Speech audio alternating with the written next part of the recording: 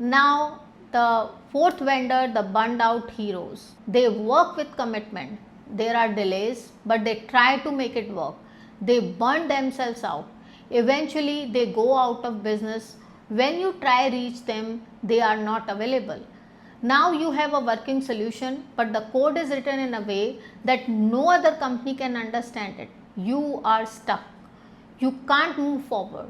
You can't fix bugs. You can't add features. All four of these vendor types exist, and all four of them will fail you in different ways.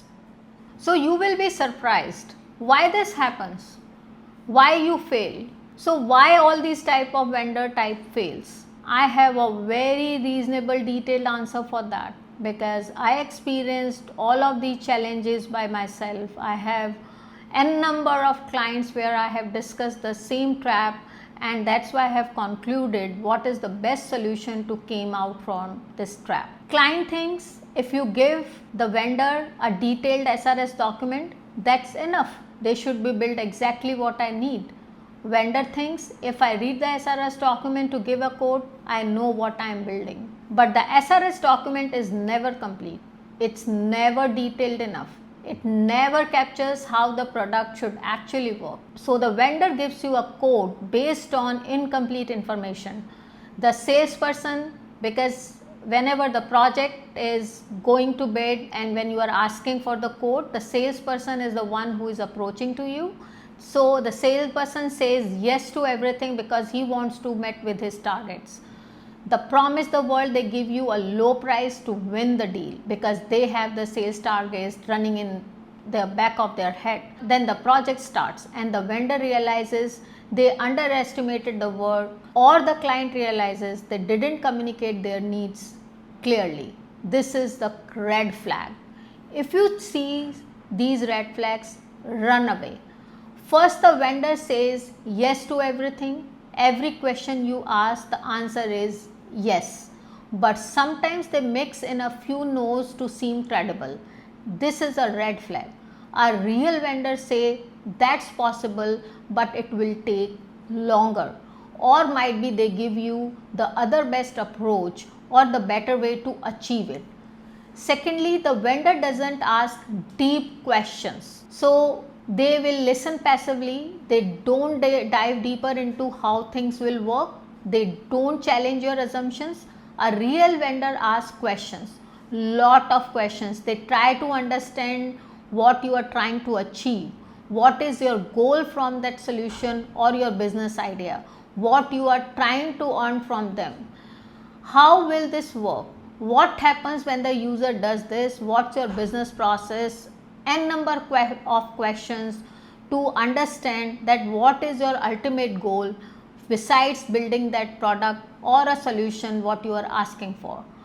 Third, the vendor gives you a quote with minimal discussions. Even if you have designs or prototypes, the vendor should ask technical questions. How you will going to implement this, what technology will be going to use, what are the dependencies. If they don't ask these questions, they don't understood your project. The vendor promises a fixed budget. They say we will deliver this in this budget no matter what. But when they deliver something incomplete, or they deliver late, or they deliver something that doesn't work. So all these are the major causes which give you the red flag that whatever you have asked from the vendor, that is not going to deliver as you defined. Now, from my last 20 years of experience, I came to the solution what works 100% for me, and I guarantee this will work for you, even whether you are a vendor or whether you are a client who is asking for something going to develop. Never start work on the documents or SRS documents. Whether you are providing the prototype or whether you are providing the design elements to the vendor, you must have the discovery phase. Even after providing the design document, whether you are taking the design scope with the vendor or you are providing the designs which are actually working, you need to discuss each and every screen with the vendor, whether he has understood those screens, whether he has understood the logic behind that. I am giving you a real example from my past experience. One of my client has given me the sketch and design on the paperwork that he requires a video player in the app, and we quote him with a simple video player app based on the simple, which is default player from the mobile apps. But when actually deliver happened, he requested the player as the Facebook video player. That is the custom built player, which is never be explained in the design. And we also, as a vendor, never ask the question that what typically we will only deliver the default player of the OS. That creates a lot of confusion. We did a lot of back and forth with the client. We make him like convinced, but that gives a negative impact. Even though he is convinced, but he is expecting something different, which in the design it's look like a normal video player, but actually he is expecting something which is a completely customizable delivery. So you need to discuss each and every screen, what is going to deliver, what is going to achieve in those screens, how those features need to be worked. And you have to see, even in the you have to judge in the meetings that not only the salesperson or the BDM are included in those conversations. The technical leads who are the actual leading the projects for development should be the part in those discovery phase. You should discuss each and every screen with the vendors and with like what they are going to deliver, what they have understood from the business aspects, what has to be implemented in the front end, what is going into the back end.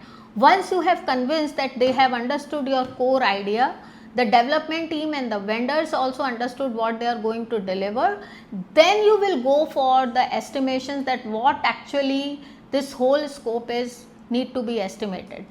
Even if this whole process fails and you see that okay, this vendor is asking too way high for what I am expecting to, but what you will get in the end, that you will yourself understood that from all this paperwork and the design and prototype, this is what I am going to receive.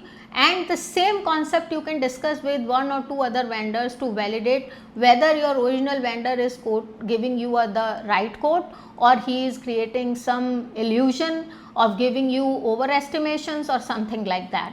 But in my own past history, whenever I am using this discovery phase, I am 100% getting the project. None of my project got failed, and my clients are also happy because I got the privilege and time to make them convinced that we are strong enough in the technical aspects. We are not only the developers, we are actually the partners. We can fill up the gaps what clients are having sometimes missed it, because even if you as a client have a great idea or knowing the solution, but when you do the brainstorming and discovery phase with the vendors, you get into the technical implementation, you understand how this will be going to achieve, what is the complexity under that, how you will get that, and understanding all that complexity, you will get to know what you are going to achieve as a final product from it. And this type of approach will 100% never fails. So next time, whenever you try to find out or finalize any vendor, you have to keep this checklist in mind. You can download the vendor detection checklist from my description, and I am guarantee you will never fail in selecting the right vendor or outsourcing team whenever you finalize. Thank you guys for your time to listening me. I am continue giving you such type of videos from my past 30 years of experience and from my hardcore learning, how you will never fail to deliver. What is my hard earning and how I manage the operational efficiency to make it happen. Thank you. Have a wonderful day ahead.